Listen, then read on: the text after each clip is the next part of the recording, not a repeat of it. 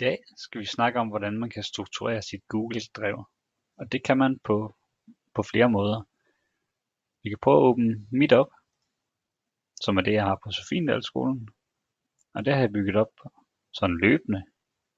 Og fundet ud af efterhånden, at noget er smart, og noget er absolut ikke smart at gøre noget på. For eksempel 7. klasse har jeg bygget op på den måde, at jeg har fagene herinde. Det er sådan en logisk fordeling for mig.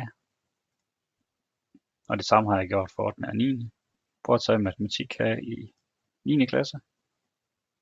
Der ligger der forskellige elevprodukter, men der ligger også materiale, som jeg har fundet forskellige steder, som ligger i Google-dokumenter osv., så det let kan deles med eleverne. Og så eleverne let kan skrive i de her dokumenter.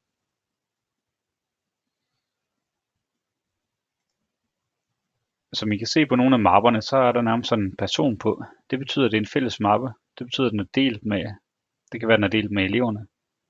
Man kan se heroppe, at den er delt med nogle andre lærere, så de også kan gå ind og bruge det materiale, som jeg har lavet. Det kan man se på de bogstaver, der er heroppe. Her er delt det med en lærer og en anden lærer. Og så vil man kunne se på alle sine mapper. Den her, den er delt med mit team. Der ligger diverse møder, referater og så videre. Forældresamarbejdet ligger her. Så det er mit team, der er heroppe. Man kan også give mapperne farve, som I kan se, nogle af dem har farve. Når man opretter den, så er den bare grå.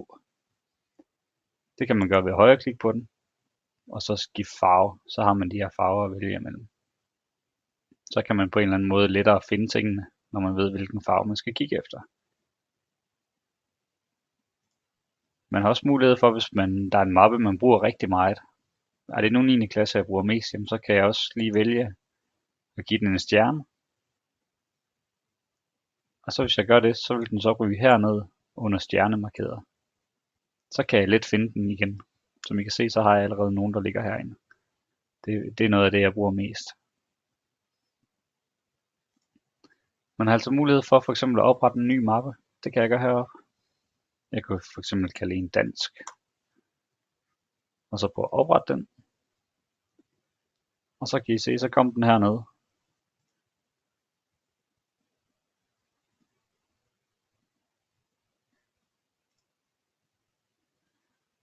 Og den kan man dele med, nu kan I se alle på Sophiendal-skolen. Hvis de har linket, så kan de se den.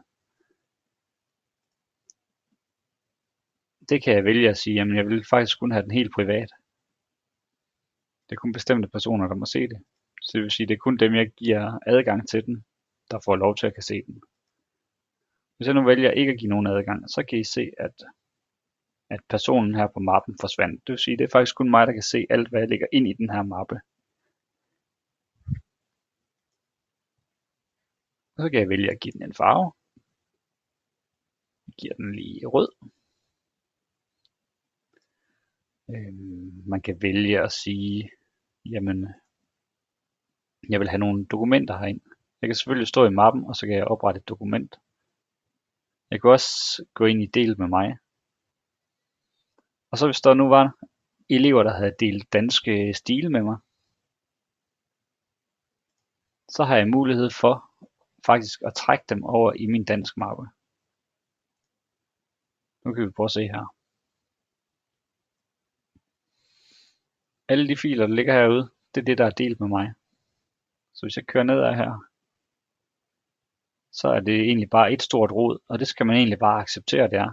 Fordi at det, man vil have styr på, det kan man lægge over i sin egen mappe, og det, der er i delt med mig, det er bare en stor, lang strøm af dokumenter.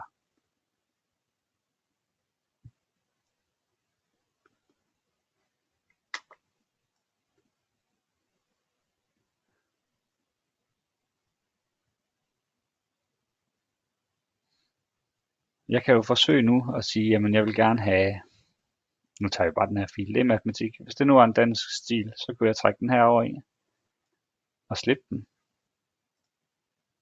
Og så vil den komme til at ligge herovre i dansk mappen.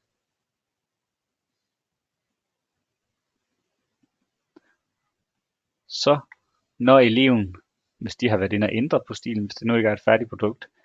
Så hvis alle eleverne stod herinde, jamen så vil den øverste, den kunne for eksempel være markeret fed, og det betyder, at eleven har været inde og ændre i den. Og så er der måske nogen, der bare ser ud som den her. Det betyder, at eleven ikke har været inde i den siden sidst du var inde og kigge den. Så på den måde kan man strukturere alt det, der kommer ind, som er delt med mig. Hvis man vil det. Det er jo ikke alt, man behøver og skal have over i forskellige mapper.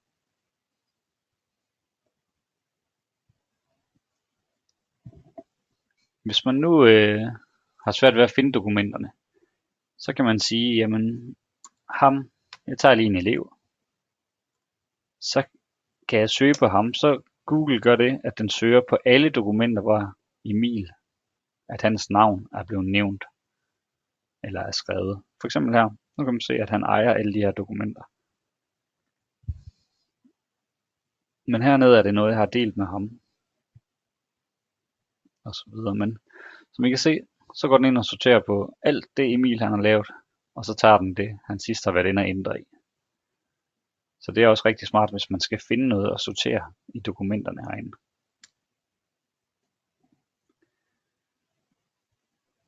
Det er jo lidt om, hvordan man får struktur i sit Google Drive.